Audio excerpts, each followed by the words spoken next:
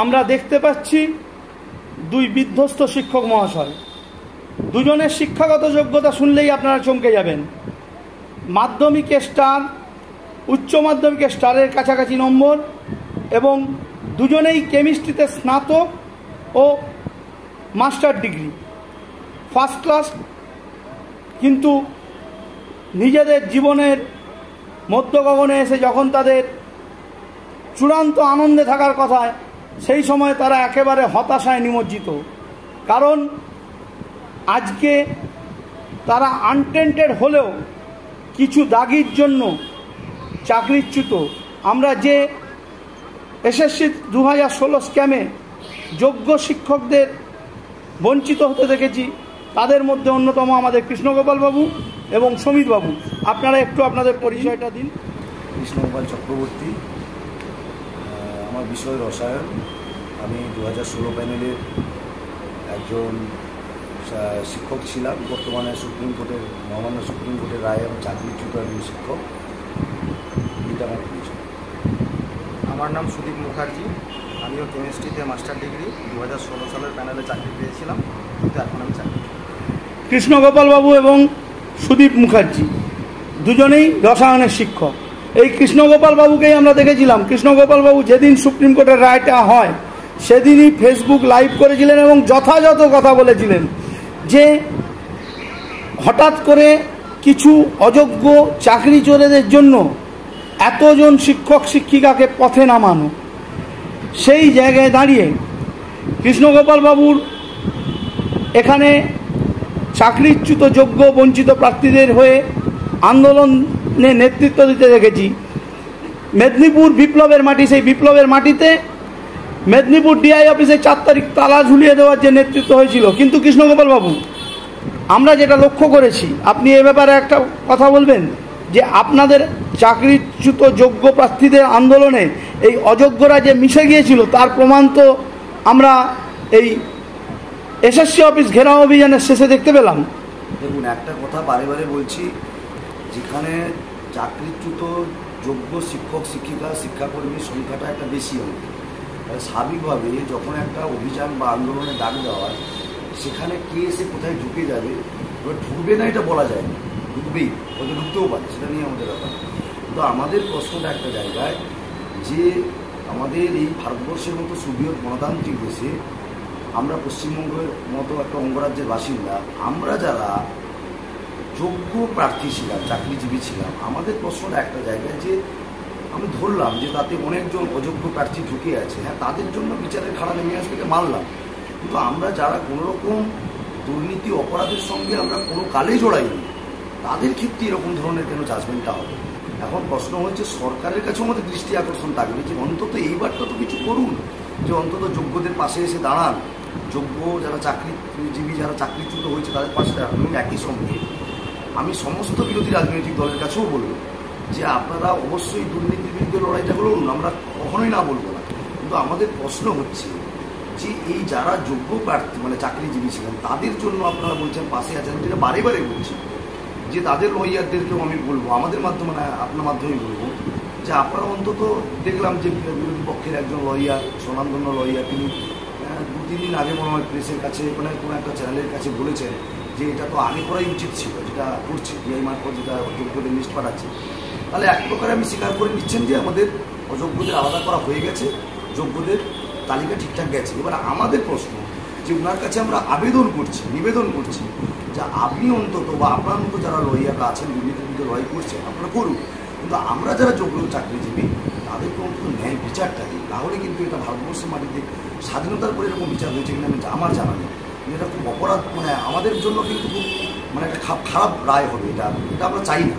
আচ্ছা কৃষ্ণবাবু, আমি সরাসরি বলি, আপনি বিরোধী পক্ষের লয়ার বলছেন, মানে মূলত বিকাশ রঞ্জন বাবু এবং ফিরদৌস শামীম না। আমার কথা হচ্ছে যে সরকার বারে বারে তথ্য বদল করেছে, প্রতিবারে একবার বলছে 3000, একবার বলছে 5000, বিভিন্ন রকম, 3 রকম 4 রকম, একবার এসএসসি একরকম, একবার মধ্যশিক্ষা পর্ষদ একরকম, একবার সরকার একরকম।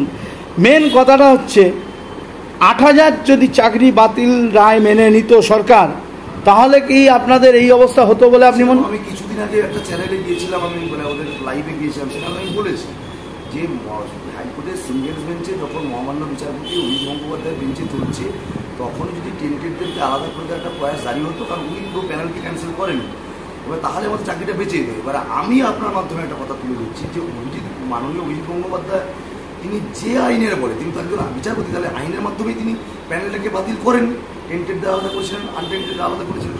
তাহলে আমার বলছি আইনের কোন মানে জায়গা দিকে পরবর্তী সময় ডিভিশন বেঞ্চে পুরো প্যানেলটা বাতিল হয় এবং সুপ্রিম কোর্টে পুরো প্যানেলটা বাতিল হয়। এবার প্রশ্নটা হচ্ছে যখন বাতিল হয়েছে এখনও আইনের যে যে জায়গাগুলো বাকি আছে সেই সব জায়গায় আমাদের অবশ্যই বলা যেতে পারে যে এখনও ফিরে আসা সম্ভব, বাঁচিয়ে নিয়ে আসা সম্ভব যোগ্য। সেই কাজটা আমার সবারকেও উদ্দেশ্য করে বলছি, আপনারা বাঁচান। যে আমাদের একটা কথা কেউ তুলে ধরছে না। আমি কিন্তু লাইভে মানে প্রেসের কাছে বিবৃতি দিয়ে জারি বলেছিলাম সবার উদ্দেশ্যে যে আমাদের পরীক্ষা পদ্ধতির প্রথম এবং প্রধান ধাপ যেটা হচ্ছে নোটিফিকেশনের পরে পরীক্ষা যে হয়েছিল তাতে কোনো কোশ্চেন পেপার ফাঁস বা পরীক্ষা কেন্দ্রের মধ্যে কোনো অটোমেটিক হয়নি।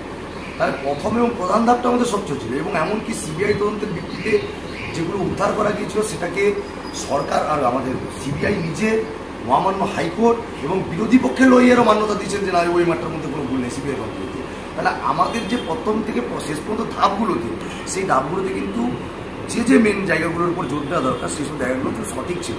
তাহলে তারপরেও যদি আমরা জাস্টিস না পাই তাহলে কিন্তু এটা খারাপ জিনিস। আচ্ছা, আপনার কথাতেই ফিরে আসি যে বিরোধী পক্ষের যে আইনজীবী, আপনারা যারা নন টেন্টেড বা আনটেন্টেড প্রকৃত যোগ্য তারা কি একবার তার সঙ্গে যোগাযোগ করে তার সঙ্গে এবং আপনাদের হয়ে একমাত্র যে শিক্ষক সংগঠন আপনাদের পাশে ছিল না বলছেন কিন্তু তারা কোটি টাকার উপর খরচ করে এবিটিএ লড়েছিল, তাদের কাছে গিয়ে একবার আবেদন করতে পারেন না যে আমাদেরকে বাঁচানোর জন্য আপনারা সর্বসম্মত? আমরা সবার কাছেই বলেছি, আপনারা দরকার একটা কথাই সবার কাছে বলেছি আমরা সে এবিটিএ বলুন, টিয়া বলুন, অন্য যে সমস্ত রাজনীতি হলে ছাত্র সভা শিক্ষক সংগঠন বলুন, আমরা কি আছি আমরা সবার কাছে। আপনি যদি আমার দেখেন একটা লাইভ, আমি সেখানে সবজনকেই বলেছি যে এত বড় ব্যাপারটা আমি মাননীয় বিকাশ রঞ্জন ভট্টাচার্যের কথা যখন বলেন যে স্বনামধন্য লয়ার, ওনাকে শ্রদ্ধা জেনেই বলি যে উনি অবশ্যই দুর্নীতির বিরুদ্ধে লড়াই করছেন, যেটা তিনি স্বাভাবিকভাবে সাংবাদিকদের সামনে এসে তিনি বারে বারে বলেছেন।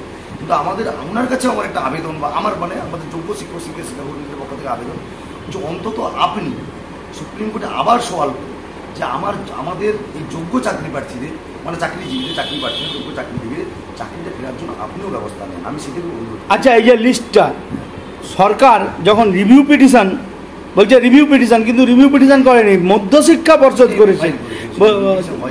মধ্যশিক্ষা পর্ষদ বলেছে যে স্কুলগুলোতে শিক্ষকের অপ্রতুলতা, মানে বদমাইশি করে শিক্ষক এবং শিক্ষাকর্মীদের মধ্যে বিভেদ করলো কি করলো না, যে রায়টা বেরো যেহেতু বিভাজন তো সবসময় চলতেই আছে।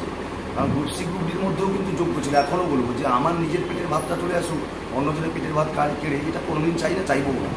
গ্রুপ সি গ্রুপ ডির মধ্যেও দেখবেন একটা ম্যাডাম গতকাল খাওয়াও করে কাঁদছে, তো হতে পারে আমি গ্রুপ ডি করি, কিন্তু আমি জীবনে কোনোদিন কোনো দুর্নীতির সঙ্গে আমি সম্পৃক্ত ছিলাম না। তাহলে আমার আজকে আমার রাস্তায় এসে করতেছি, কেন করতে হবে? আমাদেরও প্রশ্ন, তাদের মধ্যে তো যোগ্য ক্যান্ডিডেট আছে, তাদেরও চাকরিটা আমার চলে যাবে কেন? তাদেরও এমএ ফাইলে কেন তাদের কথা তো থাকবে না? তো আমাদের প্রশ্ন থাকবেই, কিন্তু এইটা ভেঙে দেওয়ার মাধ্যমে ছোট করে দেওয়া, যাতে আন্দোলনটা কোনো আন্দোলনের রূপ না নেয়। হ্যাঁ, এই জায়গাটায় দাঁড়িয়ে শিক্ষামন্ত্রী যে কোনো ঘরেই হোক, সে কী ঘর আপনারা বলবেন, আপনাদের আন্দোলন যেদিন শুরু হলো রাত্রিরে ঘেরাও এসএসসি অফিস, পরের দিন ভোরবেলা ঘুম থেকে উঠে ওই অযোগ্যরাই এই আন্দোলনকে জ্বালিয়ে দেবে, ভেঙে দেবে বলেছে।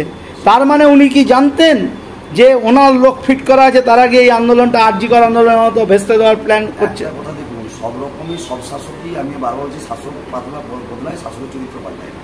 এখন প্রশ্নটা হয়েছে আমরা যারা যোগ্য শিক্ষক শিক্ষিকা শিক্ষা করি, আমাদের কখনো উদ্দেশ্য নয় বা আমাদের দেশে এই জিনিসটা আমরা করবো না, আমরা সরকারি সম্পত্তি ভাঙচুর করতে পারি। সরকারি সম্পত্তি সরকারি আজকে একজন আছে, কালকে অন্যজন আসবে, কিন্তু সরকারি সম্পত্তি মানে আমার আপনার সবার জনগণের ট্যাক্সের টাকা, বা আমরা চেয়ারম্যান সাহেব ওখানে মারধর করতে যাই, কারণ আমরা শিক্ষক। আমরা আমাদের দাবিটা ছিল যে চেয়ারম্যান সাহেব ঘুমিয়ে আছেন কুম্ভকর্ণের মতো, ওনার ঘুমটা ভাঙাতে দিলেন। যদি ঘুম থেকে উঠে শশা খাবেন, তরমুজ খাবেন, জল খাবেন, বিশ্রাম করবেন, আমরা থালা টালা কাঁসর ঘন্টা বাজিয়ে ওনার ঘুমটা ভাঙাতে দিলেন। যে উনি ওখানে যে সমস্ত কাগজপত্রগুলো আছে সেই কাগজপত্রের মধ্যে থেকে যোগ্য লিস্টটাকে আলাদা করে সার্টিফাই করবেন, 23 লক্ষ এবার পাবলিশ করবেন, করার পরে আমাদের জন্য চাকরিটা বাঁচানোর কাজ হবে এইটাই। এবার তার মধ্যে কে ভিড়ে যাচ্ছে, অযোগ্য ঢুকছে না বাইরের কোন লোক ঢুকছে, সে কোন দলের, সেগুলো আমরা দেখতে যাই। আমরা আমাদের দাবি নিয়ে গেছি, সুনির্দিষ্ট দাবি, সেই দাবির পক্ষেই ছিলাম। দাবি সভাপতি আমরা চেয়ারম্যানের অফিসটা ভাঙার জন্য আমরা যাই। আপনারা চেয়ারম্যানের অফিস ভাঙার জন্য যাননি, সেটা প্রমাণিত হয়েছে যখন আন্দোলনটায় যখন বাধ্য হয়ে চাপে একটা লিস্ট দিল, মানে আপনি যেটা বললেন যে বিকাশবাবু মেনে নিয়েছেন যে এই 10,750 জন, যা সংখ্যাটা মোটামুটি দাঁড়াচ্ছে 8,000-এর বেশি। মানে অভিজিৎবাবু যে সংখ্যা বাতিল করেছিলেন হিসেব মতো তার থেকে বেশি সংখ্যা হয়েছে। হওয়ার পর দেখা গেল আপনারা যারা যোগ্য বঞ্চিত, যাদের নাম এই তালিকায় আছে যে আপনারা শিক্ষিত এবং সঠিকভাবে চাকরিটা পেয়েছেন, তাদের উপর ওই অযোগ্যরা চড়াও হলো। এই চড়াও হওয়াটা মানে যারা টাকা নিয়েছে তাদেরকে আটকানোর জন্যই কি আপনাদের বলি দেওয়া হলো? একটা কথা হচ্ছে, আমরা ওখানে লড়াই মারপিট করতে যাই না। কেউ যদি লড়াই মারপিটের উদ্দেশ্য নিয়ে অন্য কাউকে ফিরিয়ে দেয়, আমরা এই জায়গাটাতে নির্দিষ্টভাবে আমরা সংযত থাকবো, শান্ত থাকবো, আমরা ওই প্ররোচনায় পা দেবো না। আমাদের উদ্দেশ্য হলো, আমার কথা হচ্ছে তিনি শিক্ষক হন বা না হন, তিনি যোগ্য হন বা অযোগ্য না হন, এদের মানুষ, তার সঙ্গে আমরা ওখানে মারধর দাঙ্গাঙ্গামা করার মানসিকতা নিয়ে আমরা যাই না। যতই বলুন না দাঙ্গার পরিস্থিতি, আমরা দাঙ্গার পরিস্থিতি করতে চাই না। আমরা শান্তিপ্রিয় বাঙালির মানুষ। না, আপনারা সরে গেছেন, কিন্তু ওই টেন্টেড ক্যান্ডিডেটরা আপনাদের উপর চড়া হয়েছিল, চড় মেরেছিল একজনকে, যেটা দেখা গেছে। আর সবচেয়ে বড় কথা, ওই যে প্রথমেই বলেছিলাম যে সর্ষের মধ্যে ভূত ঢুকে আছে আপনাদের, যে একবার নাম ধরে বলছি পার্টিকুলার, চিন্ময় মণ্ডল, আজ অবধি তিনি কিন্তু প্রমাণ দিতে পারেননি তার পুরনো স্কুলের নাম। এবং আপনাদেরকে কিন্তু আপনাদের এখন একটা বড়, আচ্ছা আপনারা কোনো রিভিউ পিটিশনে কি যাবেন? না, সে তো যেতে হবে। দেখুন, আমাদের শেষ পর্যন্ত লড়াইটা লড়তে পারিনি লড়াই, আর সুপ্রিম কোর্ট থেকে চাকরিটা গেছে মানে সুপ্রিম কোর্টের কাছে আমাদের দৃষ্টি আকর্ষণ করতে হবে।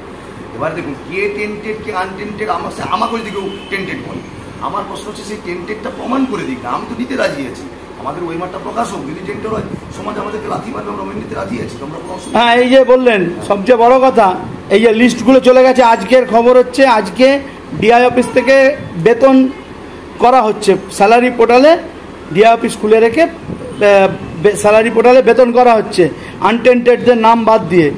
সরকার যে বদমাইশিটা করেছিল, না আমরা তো স্যালারি পোর্টাল 8 তারিখ খুলে দিয়েছি। স্যালারি পোর্টালের ক্ষেত্রে আপনি জানেন, এতদিন চাকরি করেছেন, যে স্যালারি পোর্টাল ফাইনালাইজ করতে হয়, ফাইনালাইজের ডেট থাকে, এবং স্যালারি পোর্টাল আনলক বা কারো নাম যোগ্যরা বা বাদ দেওয়া ডিআই অফিস ছাড়া করা যায় না। সেই কাজটা আজকে হচ্ছে 26 তারিখে, তার মানে পুরোটাই ভাঁওতা ছিল। আমরা বারে বারে বলছি যে আমাদের নাম তো অবশ্যই ডিআই অফিস থেকে গেছে, আমাদের সেই পোর্টালে নাম চলে গেছে, বেতনও হবে। আমাদের প্রশ্নটা হচ্ছে, আমরা 9 মাসের তো ভাতার জন্য আমরা লড়াই করিনি। আমরা পড়াশোনার মেধার ভিত্তিতে পরীক্ষা দিয়ে চাকরিটা পেয়েছিলাম 7 বছরের নিশ্চয়তার ভিত্তিতে। সরকারি চাকরি এই জন্যই মানুষ আসে, তার জন্য লড়াই সংগ্রাম করতে হয়। তো সেই জন্যই আমরা গেছিলাম, কিন্তু আমাদের সেই লক্ষ্যটা একই, যে আমাদের 60 বছরের জন্য চাকরিটা ফিরিয়ে দেওয়া। আমরা নতুন কোনো পরীক্ষা ব্যবস্থার মধ্যে যেতে চাই না। আপনাদের প্যারা টিচার, সিভিক টিচার এইসব করার প্ল্যান করছি তো আমরা নেই। আমরা সিভিক কেন করবো? আমরা পরীক্ষা দিয়ে তাহলে সিভিক করতে হবে। মানে আপনাদের যোগ্যতাটা। আচ্ছা, একটা শেষ প্রশ্ন করার আগে একটা প্রশ্ন করি। আপনি শিক্ষকতা করতে এসেছেন একটা নির্দিষ্ট কাউকে দেখে বা লক্ষ্য সামনে নিয়ে, যে আমি শিক্ষক, যেমন আমরা শিক্ষকতা করতে এসেছিলাম তখন যে এর থেকে ভালো বেতনের চাকরি ছিল না, আপনারা একটা কিছু দেখে তো এসেছিলেন, কিন্তু এসে এরকম একটা যা তা পরিস্থিতিতে পড়ে গেলেন। গতকাল বিভিন্ন স্কুলে বিভিন্ন ব্যাংক চিঠি পাঠাচ্ছে যে আপনাদের যেন রিলিজ না করা হয়। এই তথ্যটা আপনাদের কাছে আছে কি? না, আমাদের কাছে এই তথ্য নেই, যেটা জানি না সেটা নিয়ে মন্তব্য না, এটা আমি আপনাকে বললাম যে বিভিন্ন ব্যাংক খোঁজ নিতে হবে। আমাদের প্রশ্নটা হচ্ছে, দেখুন, শিক্ষকতার চাকরিতে যারা আসেন তারা শুধুমাত্র বেতনের জন্য আসেন না। শিক্ষকতা হচ্ছে জীবনের বৃত্তি না, শিক্ষকতা জীবনের ব্রত। কারণ একটা শিক্ষক মহাশয় তিনি সমস্ত সমাজের সমস্ত শ্রেণীর মানুষ তৈরি করেন। আমরাও একটা শিক্ষকতার মতো প্রফেশন। আমার বিদ্যালয় জীবনে আমি অনেক মাস্টারমশাইকে দেখেছিলাম, যাদেরকে দেখে শিক্ষকের স্বপ্ন দেখতাম। এখন কথা হচ্ছে, নাগরিক সমাজ যে পাশে নেই, আপনি নাগরিক সমাজ আছে আমাদের পাশে। না, পাশে নেই বলিনি, যে সেই ইনভলভমেন্টটা, ম্যাসিভ ইনভলভমেন্টটা। সেটার ব্যাপার হচ্ছে, কিন্তু এটা তো একটা বিরাট জাতির মেরুদণ্ড আজকে বিপন্ন। স্বাভাবিকভাবে আছে, আপনার সময় দেখতে পাবেন। নাগরিক সমাজ নিশ্চিতভাবে এতগুলো অন্যায়টাকে তারা তো মেনে নেবেন না। কারণ আমরা চাইছি 9 মাসের মধ্যে, নয় 9 দিনের মধ্যে বা 9 ঘন্টার মধ্যে সমস্যাটা সমাধান হয়ে যায়। তাহলে দেখবেন যে সব কিছু ঠিকঠাক হবে। কিন্তু 9 মাসের পরে যদি সত্যিকারের অর্থে যদি আমাদেরকে চলে যেতে হয়, আমরা অপরাধ না করে যদি আমাদেরকে দাগিয়ে দেওয়া হয় আমরা অপরাধী, তাহলে কিন্তু তখন একটা ভয়ঙ্কর জিনিস হয়ে যাবে। আর সবচেয়ে বড় কথা হচ্ছে, এই যে নতুন নিয়োগ পদ্ধতি করবে বলছে এই সরকার, একটা বিরোধীদের প্রচলিত ওটার ব্যাপারে যাচ্ছি না, নতুন নিয়োগ পদ্ধতির মধ্যে আমরা যাবো না। আপনারা চাইছেন যে যোগ্যদেরকে স্বপদে পুনর্বহাল করা হয়, সম্মানে পুনর্বহাল, যেটা এবিটির সাধারণ সম্পাদক বলেছেন 60 বছর অবধি, 60 বছর মানে সুকুমার পাইন বলেছেন, যেটা ওনাকেও ধন্যবাদ জানাই। এরকম আমরা সবাইকেই বলবো, সবাই এই দাবিটা তুলবে। আচ্ছা, একটা কথা বলুন তো, এই আন্দোলনে এবিটি এসটিআর এদেরকে দেখা যাচ্ছে, এসটিআর কমজোরি হলেও তারা বা দুর্বল সংগঠন হলেও তাদেরকে দেখা যাচ্ছে। এবিটিএ তো 3 তারিখ থেকেই এখনও অবধি রাস্তায় আছে, সে আপনাদের সঙ্গে থাকুক, পাশে থাকুক, না থাকুক, তারা আন্দোলনটা করে যাচ্ছে আপনাদের জন্য। কিন্তু তৃণমূল শিক্ষা সেলের ভূমিকাটা যদি একটু বলেন, কারণ তৃণমূল শিক্ষা সেলের অনেক নেতা, আবার পরিষ্কার কথা, যারা এই চাকরি চুরির সঙ্গে যুক্ত তাদেরকে তো নাকি রাস্তাঘাটে দেখা যাচ্ছে না বলে খবর। না, আমরা একটা কথা বলছি, ওনাদেরও যদি কেউ এসে আমাদের যোগ্যদের দাবি আসছেন কি এই কথাটা, তৃণমূল শিক্ষা সেলের কোনো ছোট বড় মাঝারি কোনো নেতাকে দেখা যাচ্ছে না আপনাদের আন্দোলনে। এবারে কথা হচ্ছে, আমরা তো দাবি রেখেছি, আমার কথা হচ্ছে সবাইকে আমরা আমাদের যাকে করতে হবে, সরকার যদি করেন তো অবশ্যই তাকেই করতে হবে। এবারে কথা হচ্ছে, সরকার যদি এখন তার দায়টা স্বীকার করে নিয়ে আমাদের যোগ্যদের পাশে দাঁড়ান তো আমাদের কোনো অসুবিধা নেই। আমরা তো প্রথমেই বলেছি আমি যে উনি আর কি সমস্যার সমাধান করে দেন, আমরা মমতা ব্যানার্জি জিন্দাবাদ স্লোগান দিয়ে দিয়ে দেবো। না, সব্যসাচী চট্টোপাধ্যায় একটা দারুণ কথা বলেছিলেন। মমতা ব্যানার্জি, সব্যসাচী চট্টোপাধ্যায় না, সায়ন বন্দ্যোপাধ্যায়, সেদিন যে বিটিএস সমাবেশ ছিল, বলছে মমতা ব্যানার্জি চাকরি চুরি করে হলো, আর আপনারা তাকে গিয়ে বললেন আমার চাকরি ফিরিয়ে দিতে হবে। আবার কুণাল ঘোষের মতো লোককে গিয়ে বলছেন যে কি বলে, আপনি আমাদের আন্দোলনের পাশে থাকুন। এই আপনাদেরকে এই পথে যারা চালিত করছে তাদের থেকে আপনাদের তো এখন আমরা চালিত হচ্ছি না, আপনি ওটা ভুল বুঝছেন। আমি বারবার বলতে চাইছি বা আমরা বলতে চাইছি, বিপদে পড়ে সরকারে আমার কথা হচ্ছে আমাদেরকে চাকরিটা দিয়েছে সরকার, যোগ্য বানিয়েছেও সরকার, অযোগ্য যদি বানিয়ে থাকে সেটা তো সরকার দায় এড়াতে পারে না। আমার কথা বলছি, এরপরে যোগ্যদেরকে যদি বাঁচাতে হয় সরকারকে। এবার সেটা আমি বলছি, ভুল স্বীকার করে যদি যোগ্যদের পাশে সরকার দাঁড়ায়, সরকারে আমরা জয়ধ্বনি দিই, কিন্তু সরকার আমাদের পাশে দাঁড়াচ্ছে না, তার জন্যই তো আমরা লড়াই। কিন্তু আপনি কি মনে করেন যে এইরকম আইনি জটিলতা করে 26-এর নির্বাচন পর্যন্ত সরকার এটাকে টেনে নিয়ে যাওয়ার চেষ্টা করছে? 26 সামনে আছে, মানে এখন স্বাভাবিকভাবে 26-এর কথাই আসবে, তো সেদিকে আমরা না পারি। আমরা বলছি 26 পর্যন্ত কেন হবে, মে মাসেই সলভটা হয়ে যাক না, মেয়ের আগেই সলভ হয়ে যাক না, আমাদের কোনো অসুবিধা নেই। আপনাদের আন্দোলন সফল হোক, আপনারা যোগ্যরা আবার স্বমহিমায় স্বপদে কর্মক্ষেত্রে ফিরে যান, এই আশা রাখি। এবং আপনারা সঠিক উকিল ধরুন, কারণ টেন্টেড ক্যান্ডিডেটরা কিন্তু এখনও আছে। ওই যে বলেছে না যে পাথর, চাল আর কাঁকর আলাদা করা যায়নি, কাঁকর কিন্তু এর মধ্যে আরও কিছু আছে। সেই বাছাটা যাতে সঠিকভাবে আরও হয়তো দেখা যাবে 1000-2 বেরাতে পারে। আপনারা এটা করে যান, আপনাদের চাকরি ফিরে আসুক, এই আশা রেখে আপনাদের দুজনকেই ধন্যবাদ জানাই। মানে 3 লক্ষের মধ্যে পরীক্ষার বিষয়টা, পরীক্ষার মধ্যে আমরা যেতে চাইছি, আমরা যোগ্যতা আধার পরীক্ষা একবারই হয়, ওটা হয় না। এইটাই ঘটনা যে পরীক্ষার তাহলে সমাজের যে শ্রেণীতে আছে তাকে সবসময় পরীক্ষা দিতে হয়। এই রায়টা যদি বহাল থাকে, এটা কিন্তু সমাজের জন্য একটা খুব ক্ষতিকর। কেন? আজ আমরা স্বচ্ছভাবে পরীক্ষাটা দিয়েছিলাম, আমরা আমাদের কাজটা আমরা করেছি, সরকার কী করছে সেটা তার সেখানে চুষে মারি হয়েছি।